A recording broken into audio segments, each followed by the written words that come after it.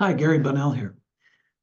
Yes, so I've been getting a lot of interesting questions and getting them through my website and through private messaging on Facebook. And a lot of it is about this concept of body, spirit, and soul. And, the physical body, as I've presented, has ancestral memory. The human spirit has evolved up through every form of life on Earth, plant and animal.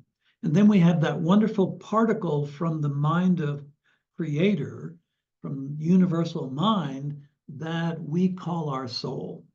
Now, those eternal souls, and they're from the very beginning, there was consciousness, energy, and then awareness. The consciousness and energy created awareness, and those three aspects is what really generated those particles within the mind of Creator. So on Earth, there are two types of souls that have the human experience within Gaia's manifest reality. And one of those souls is born of Earth. The other is that eternal soul. Now, the eternal soul is kind of like an architect in a way. It creates timelines. It creates the ability for a body and a spirit to experience linear consciousness and simultaneous consciousness where they blend. So we can look at the past, be very involved in the past and the future. That's a simultaneous thing. And we can be very aware of linear progression, moment from moment to moment. So to become an earth-born soul, the eternal soul gifts the body and the spirit, gifts that collaboration, body-spirit collaboration, with an opportunity to return back to pure energy. And that pure energy becomes a being that is capable of being in all the adjacent realities within Gaia's mind, and also gives that ascended form the opportunity to reinvest itself in a human experience. So a body spirit ascends, then to reinvest itself in manifest reality, what it does is it finds a suitable womb that can hold its energy, hold that pure energy. And then with that female form, on Earth, we have to have male and female. With that female form, it then generates a new body, a new physical body. There's no spirit there. There is the returning ascended form, consciousness, energy, and it becomes the collaboration with the new body. So now what you have is you have a body and this ascended consciousness that then moves along timelines. And when it ascends that body, that ascension makes it an earthborn soul. Now, earthborn souls and eternal souls are equivalent. There's no difference in not one is greater than the other. They're very different. The earthborn soul will stay with this system, the Earth system, the solar system. If something were to happen to the solar system, it would go to another system that had a similar type of manifest reality as we do. And so the example is that we know is Jesus and Mary. So prior to Jesus being born through Mary, he ascended that body he had before that. That eternal soul that he was collaborating with gifted that ascension, and then that pure energy became what we know of as Jesus, Isa, Yosef, anyway, all the names. So what then happens when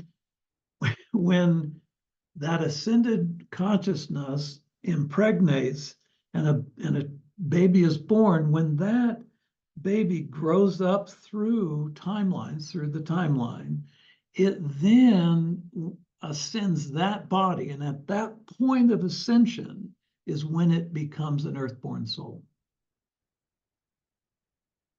I know this is a lot, but why do I seem to be the only one publicly talking about this? We are now at a point where the truth can be told about our reality, our human experience. There are mystics in all of the religions around the world that understand this. We haven't been given this because it would really throw off the collective human mind. There would be enormous turmoil within the collective human mind because we've got these ancestral bodies, we've got this evolving spirit, and that evolving spirit wants to be in charge. That evolving spirit has this profound need to be right, because being right is equals surviving. So when you tell a human this story, when you say, look, you have a chance to ascend, become pure energy, impregnate a prepared womb, you then can become an earthborn soul. It's like, wow, that might be just a little bit too much to fathom. Now, here's an important piece of information. All the mystics at the center of all the religions understand all this. Christian mystics, Jewish mystics, Islamic mystics, Shinto mystics, Buddhist mystics. They all know this. It really is starting to come out now through everyone's teachings. The most important thing about this is to understand something that's critical to the story of Jesus of Nazareth and Mary of Sepphoris. In order for Mary to give birth to Jesus, she was already an ascended master. And she herself became an earthborn soul after she dropped her body. So when Jesus came into this world, he came in through a pure womb. Jesus appeared to Mary, and the only way for her to fully describe it to others was to use a term at the time, which was to reference that being as an angel. And Joseph also propagated that idea. Yes, an angel came to her, impregnated her, and the child was born. Now, if Jesus had stayed in his culture after puberty, he would have probably been executed much sooner than at the age of 33. And the reason for that is because the Jewish rulers at the time didn't want anybody disturbing they had a great business going. I mean, the money lenders, the money changers, it was a great enterprise. And when Jesus threw them out of the temple, when he threw the money changers out of the temple, that began the process of his demise. So human consciousness is really, really going to have a hard time with this at first. But once they really embrace it, they see what it is, and they embrace it, human consciousness is going to shift very quickly. So anyway, I thought I would clear that up a little bit. Hopefully I'll get more questions. So thank you very much for those. And, thanks so much for watching. I'll stay in touch. Bye for now. ご視聴ありがとうございます。次の動画でお会いしましょう。Thank you for watching. See you in the next video.